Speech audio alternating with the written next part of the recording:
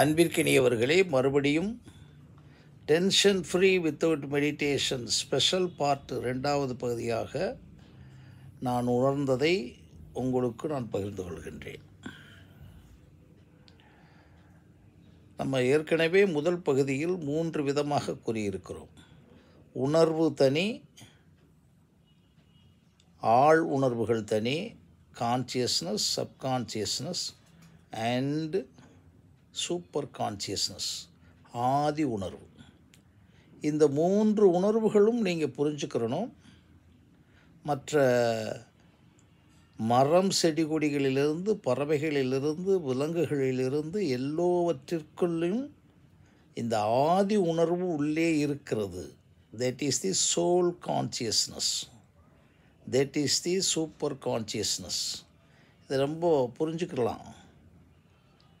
அதுக்கு உணர்வு இல்லைன்னா விதையிலிருந்து முளைத்து வந்திருக்காது. நாம் பார்க்க முடியலை, ஆனால் விதை தான் முளைத்து வருகிறது. உணர்வு இல்லாத ஒரு கல்லை நீங்கள் முளைத்து வர விட முடியாது. உதாரணத்துக்கு சொல்கிறேன். ஆனால் ஒரு விதையை நீங்கள் விதையாக வச்சு ஒரு சில மாதங்களோ வருடங்களோ வச்சுட்டு அந்த விதையை மறுபடியும் மண்ணுக்குள்ளே போட்ட உடனே அதற்குரிய கெமிக்கல் சேஞ்சஸ், தண்ணி, மண், மற்ற உரங்கள் சேர்ந்த உடனே இட் ஸ்டார்ட் ஜெர்மினேஷன். அப்போ அதுக்குள்ளே உணர்வு இருக்குது. அதே மாதிரி தான் நம்மளுடைய உடம்புக்குள்ளே ஏற்படக்கூடிய ஸ்பாம் உணர்வு உள்ளது உள்ள. இப்போ இந்த உணர்வுகளெல்லாம் எப்படி எல்லாவற்றிற்குள்ளும் பரவி இருக்கிறது. நான் பல தடவை சொல்லியிருக்கோம். அங்கிங்கனாதபடி எங்கும் பரவி இருப்பதற்கு காரணம் தட் இஸ் தி சோல். அதை நம்மளுடைய உடம்புக்குள்ளே வரும்போது ஜீவாத்மான்னு சொல்கிறோம். அது உலகம் பிரபஞ்சம் முழுவதும் பரவி இருக்கிற ஒவ்வொன்றுக்குள்ளேயும் பார்க்கும்போது அது பரமாத்மா என்று சொல்கிறோம். இவ்வளவு தான். ஆனால் அதற்காக வைத்து கொண்டாடுகிறோமே, என்ன கொண்டாடுகிறோம்? தவறாக. அங்கே தான் ஆன்மீகம், பொய்யான ஆன்மீகம் கிளம்பிடும். அது ஒரு எந்த விதமான அதனுடைய எக்ஸ்பெக்டேஷன் இல்லாத தானாக உள்ளே நடந்து கொண்டிருப்பது. காற்று தானாகவே உள்ளே போய் காற்று தானாகவே அதனுடைய வேலையை பார்த்து இந்த உடம்புக்குள்ளே இருக்கக்கூடிய இரத்த ஓட்ட மண்டலமாக இருந்தாலும் சரி, இனப்பெருக்க மண்டலமாக இருந்தாலும் சரி, அல்லது ஜீரண மண்டலமாக, எல்லாத்துக்கும் அதை ஒர்க் பண்ணிக்கிட்டே இருக்கும். அது எந்த விதமான எதிர்பார்ப்பையும் செய்யாது. இந்த இடத்துல நீங்கள் கொஞ்சம் புரிஞ்சுக்கிறணும். இந்த பொய்யான வியாபாரம் பண்ணிக்கிட்டு இருக்காங்கள்ல, அதை அப்படியே கொஞ்சம் உள்ளே போடணும். இதையே நான் இதை சேர்த்துக்கிறேன்னா, எந்த பறவைகளும் மிருகங்களுக்கும் எந்த சிக்கலும் வராது. அன்லஸ் நம்ம ஏற்கனவே சொல்லியிருக்கோம், நாம் அதில் பொல்யூட் பண்ணுவோம். மரபணுன்னு பொனில் பண்ணுவோம், அப்புறம் அதை மல்டிப்ளிகேஷன் பொல்யூட் பண்ணுவோம், கோழியை பாய்லர் கோழியாக மாற்றுவோம். அங்கே மாட்டினது அது. இது பூரா மாட்டிட்டு நம்மளுடைய உடம்புக்குள்ளே நுழைக்கிறோம். அங்கே தான் அது வியாதி ஆகுது, ஆஸ்பத்திரி ஆகுது.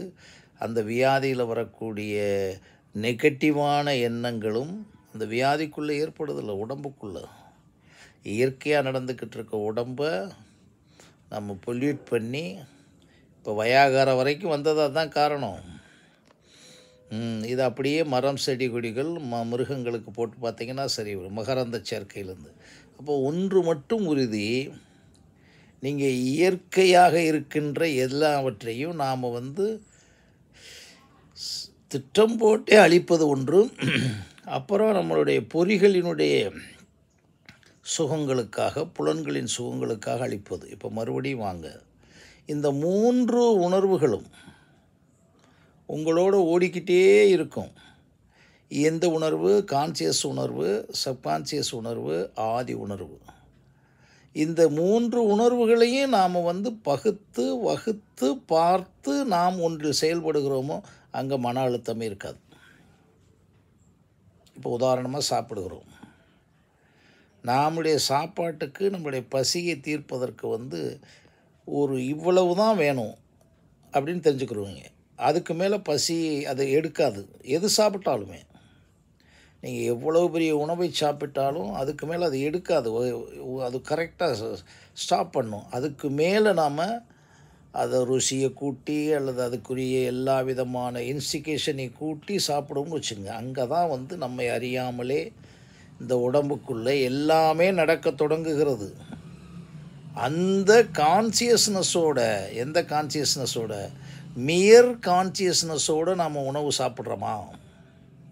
அதை தான் ஜென் ஃபிலாசபி வந்து சாதாரணமாக சொல்லும். ஒரு டீ குடிக்கும்போது கூட டீயை தவிர குடிக்க வேண்டாம் என்று சொல்லும்.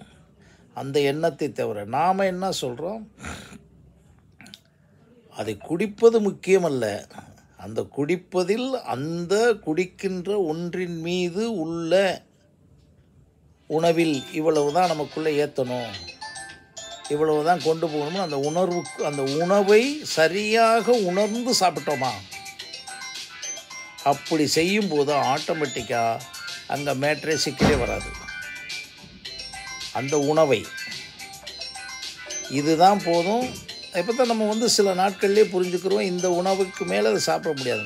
உதாரணமாக சுகர் இருக்கவங்கள நீங்கள் பார்த்தீங்கன்னா அதுதான் நடந்துகிட்டு இருக்கும்.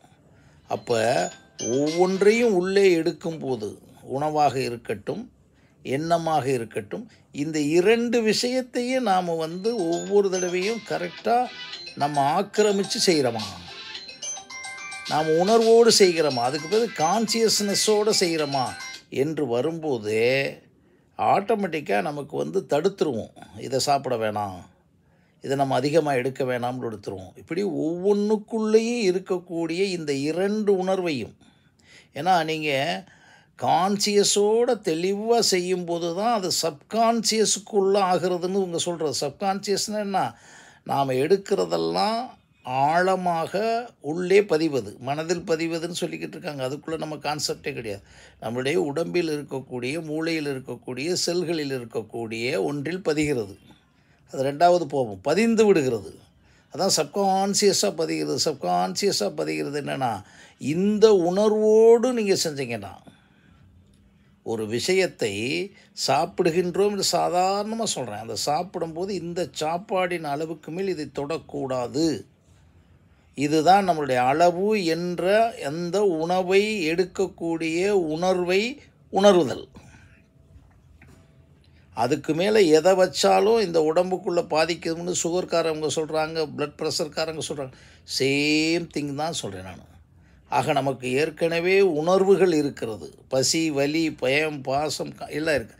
அதோடு நமக்கு என்ன இருக்கிறது, அன்பு, கருணை, சத்தியம் எல்லாம் இருக்கிறது. அதோடு நமக்கு என்ன எழுகின்றது, அதையெல்லாம் செயல்படுத்துறதுக்கு எண்ணம், அறிவு, நுண்ணறிவு, பகுத்தறிவு சரி, இந்த இவைகள்லாம் கிளம்பும்போது இது நெகட்டிவாக பாசிட்டிவாக என்று உணரக்கூடிய ஒன்று நமக்கு மட்டும்தான் இருக்குது, மனிதனுக்கு. அந்த உணர்வோடு இந்த உணர்வுகளை கலந்து நான் உங்களுக்கு பேசுகின்றேனே, இதில் நான் நெகட்டிவாக இருக்கிறேனா, நான் சாப்பிடுகின்றேனே, நான் செய்கின்றேனே, மூன்று தான் எல்லாமே. நினைப்பு, சொல், செயல், இந்த மூன்றையும் அந்த மூன்று உணர்வுகளோடு கலந்து, இதுக்கெல்லாம் அடிப்படையாக இருக்கிறது நம்ம அடுத்து சூப்பர் கான்சியஸ்னஸ்க்கு வருவோம்.